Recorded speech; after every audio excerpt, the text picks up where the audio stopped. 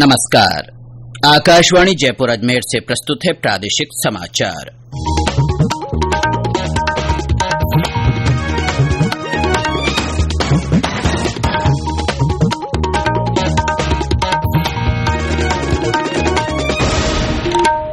मुख्य समाचार।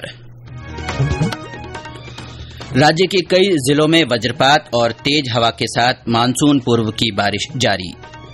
आरक्षण की मांग को लेकर माली समाज का भरतपुर जिले में धरना प्रदर्शन। केंद्रीय स्वास्थ्य मंत्री मनसुख मांडविया ने राज्यों तथा केंद्र शासित प्रदेशों के स्वास्थ्य मंत्रियों के साथ कोविड स्थिति की समीक्षा की।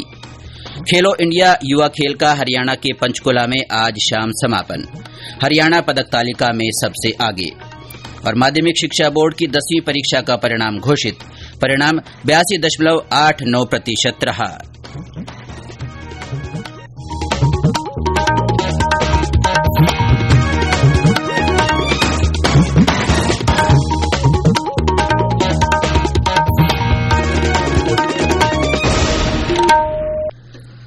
समाचारों के साथ मैं अब्दुल हनीफ और अब समाचार विस्तार से। प्रदेश के कई जिलों में हुई बारिश से लोगों को गर्मी से राहत मिली है। मानसून पूर्व बारिश का सिलसिला आज भी जारी रहा। राज्य के दक्षिणी और पश्चिमी जिलों में आकाशीय बिजली के साथ बारिश हो रही है। इन जिलों में तेज हवाएं चल रही हैं। राजसमंद और आसपास के क्षेत्रों में तेज हवाओं के साथ अच्छी बारिश हुई। राजसमंद में आज 55 मिलीमीटर बारिश दर्ज की गई। ज्यादातर जिलों में आज सुबह से ही बादल छाए रहे। उदयपुर, जयपुर, भरतपुर, कोटा, अजमेर तथा बीकानेर संभागों के जिलों में तेज हवा के साथ बारिश हुई। राजधानी जयपुर में भी सुबह से बादल छाए हुए हैं। बारिश की गतिविधियों से तापमान में 4 से 6 डिग्री तक गिरावट दर्ज की गई है। मौसम विभाग ने आज बीकानेर संभाग को छोड़कर लगभग सभी संभागों में हल्की बारिश और तेज हवा चलने की संभावना जताई है। मौसम विभाग ने कहा है कि अगले 4-5 दिन मौसम का मिजाज इसी तरह रहेगा और मानसून पूर्व की गतिविधियां जारी रहेगी। इससे तापमान में और गिरावट आने की संभावना है। माली समाज द्वारा आरक्षण की मांग को लेकर भरतपुर में राष्ट्रीय राजमार्ग संख्या 21 पर अरोदा हंतरा के पास धरना और प्रदर्शन किया जा रहा है। प्रदर्शनकारी खुशवा शाके मोरे सैनी माली समाज को नौकरियों में 12% आरक्षण दिए जाने की मांग कर रहे हैं। प्रशासन ने हालात के मद्देनजर हलेना, वैर और नदबई क्षेत्र में मोबाइल इंटरनेट सेवाओं को बंद कर दिया है। राज्य सरकार ने आंदोलनकारियों से वार्ता के लिए पर्यटन मंत्री विश्वेंद्र सिंह और भरतपुर संभागीय आयुक्त सांवरमल वर्मा को अधिकृत किया है। प्रदर्शन से आवागमन बाधित हो रहा है। केंद्र की नरेंद्र मोदी सरकार के 8 साल पूरे होने पर आज प्रदेश भाजपा किसान मोर्चा की ओर से जयपुर के दूदू में किसान सम्मेलन आयोजित किया गया। कार्यक्रम में पार्टी के राष्ट्रीय प्रवक्ता और सांसद राज्यवर्धन सिंह राठौड़, प्रतिपक्ष के उपनेता राजेंद्र राठौड़ समेत पार्टी के कई नेता उपस्थित रहे। सम्मेलन को संबोधित करते हुए प्रदेश भाजपा अध्यक्ष डॉ सतीश पूनिया ने कहा कि आजादी के इतने साल बाद भी लोगों के बैंक खाते नहीं खुले थे, लेकिन प्रधानमंत्री नरेंद्र मोदी ने करोड़ों लोगों के खाते खुलाकर भ्रष्टाचार पर बड़ा प्रहार किया है।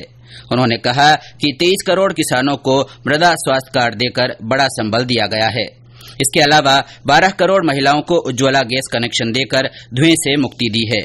डॉ पूनिया ने कहा कि किसानों की आमदनी बढ़ाने और उनके कल्याण के लिए कई वर्षों में जितने काम नहीं हुए उतने पिछले 8 साल में हुए हैं। राज्य में पेपर लीक मामलों का जिक्र करते हुए श्री पूनिया ने कहा कि इससे लाखों बच्चों के अरमानों पर पानी फिरा है और उनमें ज्यादातर बच्चे किसानों के हैं। रक्षा मंत्री राजनाथ सिंह ने कहा है कि भारत कभी किसी देश के साथ युद्ध नहीं चाहता और आज तक उसने किसी दूसरे देश की जमीन पर कब्जा नहीं किया है। भारत वसुधैव कुटुंबकम की भावना से विश्वास करता है, लेकिन भारतीय सेना देश की सीमाओं की रक्षा के लिए हमेशा तैयार रहती है। लाल बहादुर राष्ट्रीय प्रशासन अकादमी मसूरी में आयोजित एक समारोह में श्री सिंह ने कहा कि रक्षा उपकरणों का निर्माण बड़े पैमाने पर देश में ही किया जा रहा है। भविष्य में भारत को रक्षा उपकरणों की खरीद के लिए दूसरे देशों पर निर्भर रहने की जरूरत नहीं है।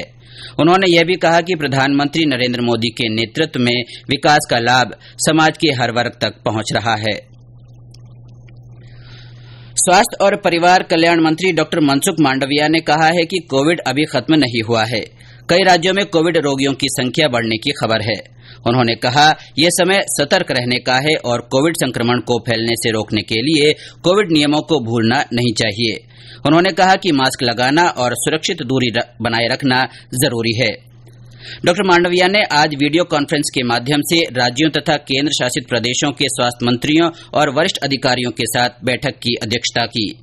उन्होंने बैठक में टीकाकरण अभियान हर घर दस्तक की प्रगति की समीक्षा की। डॉ मांडविया ने कुछ राज्यों और जिलों में कोविड के बढ़ते मामलों और जांच की संख्या कम होने का जिक्र किया। उन्होंने कहा कि समय पर जांच किए जाने और जांच बढ़ाने से कोविड रोगियों की जल्द पहचान हो सकेगी और संक्रमण फैलने से रोकने में मदद मिलेगी। स्वास्थ्य मंत्री ने राज्यों और केंद्र शासित प्रदेशों से आग्रह किया है कि वे निगरानी जारी रखें और देश में नए वेरिएंट की पहचान के लिए जीनोम सीक्वेंसिंग पर ध्यान केंद्रित करें। ये समाचार आकाशवाणी जयपुर अजमेर से प्रसारित किए जा रहे हैं। कंपटीशन की अगर आप कर रहे हैं तैयारी, तो उनके लिए ऑल इंडिया रेडियो पर हम लाए हैं अभ्यास, एक ऐसा कार्यक्रम जिसमें आप पूछेंगे सवाल व्हाट्सएप नंबर 9289094044 पर या फिर ईमेल करेंगे abhyas.airnews@gmail.com पर और हमारे विशेषज्ञ देंगे इसका जवाब। आपका अभ्यास हमारा प्रयास। समाचारों में आपका एक बार फिर से स्वागत है। प्रधानमंत्री नरेंद्र मोदी ने कहा है कि योग को दुनिया भर में अद्भुत लोकप्रियता मिली है। प्रधानमंत्री ने ट्वीट में कहा कि नेता, सीईओ, खिलाड़ी और कलाकार सहित कई क्षेत्रों के लोग योग का नियमित अभ्यास करते हैं। वे अक्सर इस बारे में भी बताते हैं कि कैसे उन्हें इससे लाभ पहुंचा है। श्री मोदी ने योग पर एक वीडियो भी शेयर किया है। प्रधानमंत्री नरेंद्र मोदी कल महाराष्ट्र के दौरे पर जाएंगे। प्रधानमंत्री दोपहर को पुणे के देहू में जगतगुरु श्री संत तुकाराम महाराज मंदिर का उद्घाटन करेंगे। श्री मोदी शाम को मुंबई के राजभवन में जल भूषण भवन और क्रांतिकारियों की गैलरी का उद्घाटन करेंगे। प्रधानमंत्री मुंबई के बांद्रा कुर्ला कॉम्प्लेक्स में मुंबई समाचार के द्विशताब्दी समारोह में भी हिस्सा लेंगे। सूचना और प्रसारण मंत्रालय ने मीडिया को परामर्श जारी कर ऑनलाइन सट्टेबाजी प्लेटफॉर्म के विज्ञापन प्रसारित या प्रकाशित न करने की सलाह दी है। प्रिंट, इलेक्ट्रॉनिक, सोशल और ऑनलाइन मीडिया में ऑनलाइन सट्टेबाजी वेबसाइटों और प्लेटफॉर्मों के विज्ञापन के मद्देनजर यह सुझाव दिया गया है। इसमें कहा गया है कि सट्टेबाजी और जुआ देश के अधिकांश हिस्सों में अवैध है। इससे उपभोक्ताओं, विशेषकर युवाओं और बच्चों के लिए वित्तीय तथा सामाजिक आर्थिक जोखिम हो सकता है। परामर्श में यह भी कहा गया है कि ऑनलाइन सट्टेबाजी के विज्ञापन भ्रामक हैं। ये भारतीय प्रेस परिषद द्वारा निर्धारित पत्रकारिता आचरण के मापदंडों के अंतर्गत उपभोक्ता संरक्षण अधिनियम, विज्ञापन संहिता और विज्ञापन मानदंडों के अनुरूप नहीं है। केंद्र सरकार ने कहा है कि 2022-23 में सार्वजनिक वितरण प्रणाली के माध्यम से देश भर के 291 आकांक्षी और अधिक बोझ वाले जिलों में फोर्टिफाइड चावल वितरित किए जाएंगे। केंद्रीय खाद्य सचिव सुधांशु पांडे ने आज नई दिल्ली में बताया कि केंद्र सरकार ने इस दौरान 175 लाख मीट्रिक टन फोर्टिफाइड चावल उपलब्ध कराने की योजना बनाई है। उन्होंने कहा कि इस योजना में सभी एकीकृत बाल विकास सेवा केंद्रों, प्रधानमंत्री पोषण और मध्याह्न भोजन स्कूलों को शामिल करने पर ध्यान दिया जाएगा। 16 राज्यों के 90 से अधिक जिलों ने इन चावल को लेना शुरू कर दिया है। वर्ष 2021-22 में पहले चरण के दौरान लगभग 17 लाख मीट्रिक टन फोर्टिफाइड चावल वितरित किया गया था। प्रधानमंत्री नरेंद्र मोदी ने पिछले स्वतंत्रता दिवस पर 2024 तक सभी सामाजिक सुरक्षा योजनाओं में इस तरह के चावल की आपूर्ति अनिवार्य करने की घोषणा की थी। खेलो इंडिया युवा खेलों का समापन समारोह आज शाम हरियाणा के पंचकुला के इंद्रधनुष सभागार में होगा।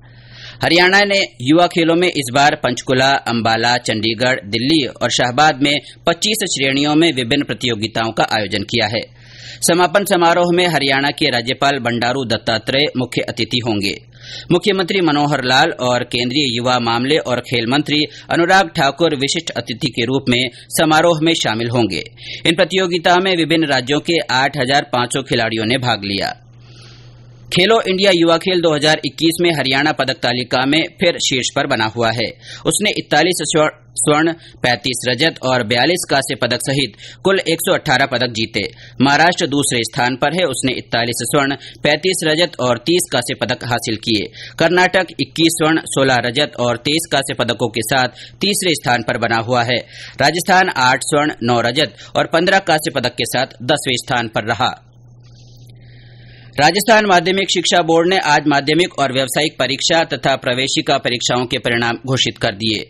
शिक्षा मंत्री डॉ. बीडी कल्ला ने जयपुर के शिक्षा संकुल से ये परिणाम जारी किए। इस परिणामों में लड़कियां आगे रही।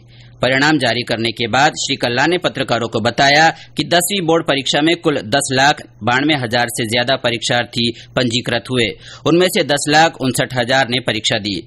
कुल 82.89% परीक्षार्थी पास हुए हैं। उन्होंने बताया कि 81.62% छात्र पास हुए, जबकि 84.38% छात्राएं उत्तीर्ण हुई। माध्यमिक शिक्षा बोर्ड राजस्थान अजमेर ने आज माध्यमिक व व्यावसायिक परीक्षा 2022 एवं प्रवेशिका परीक्षा 2022 के परीक्षा परिणाम घोषित कर दिए हैं। परिणाम का उत्तीर्णता प्रतिशत 82.89% रहा।